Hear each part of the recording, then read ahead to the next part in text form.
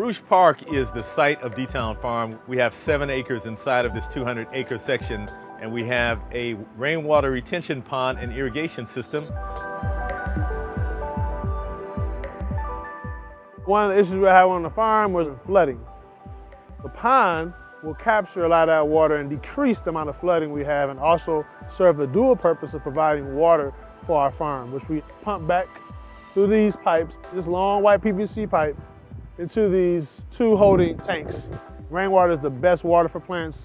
We're able to capture tens of thousands of gallons that would have been just runoff that would have gone into perhaps the sewer system. In the city of Detroit, generally speaking, every bit of water you're using is assumed to be going down into the sewer system and so has to be treated.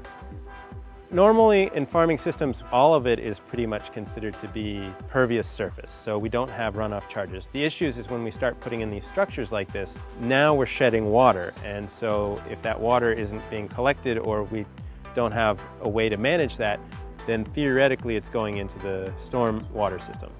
You have this situation when we have a combined sewage system like we have here of maxing out the system and having discharges. We don't want to be maxing out the stormwater system and then having poop water going into our river.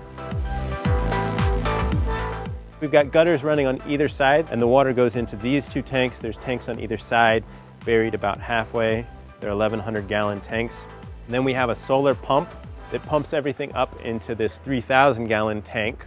And once it's in there, we have enough head pressure that we can use low flow drip irrigation to water all our crops.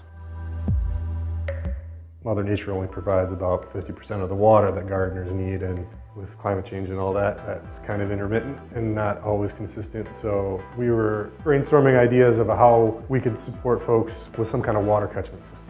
There's a network of gardeners all over the city. In our programming alone, there's 1,500 gardens. We try to keep it a very simple design, materials easy to find and locally accessible. I started a community garden on an empty lot. I have 12 raised beds. I got a lot that's like 40 by 100 feet. It takes a long time to water a garden that big. Since I have the water catching system, I have a lot more time to get more involved in my community. Farming and food is kind of the lens that we're doing the larger work through. And the larger work is really retaking our humanity and healing ourselves. But we're also learning how to relate to each other. We're learning how to heal our human relationships and to work with each other and caring for each other and being rooted in a relationship to the rest of the planet.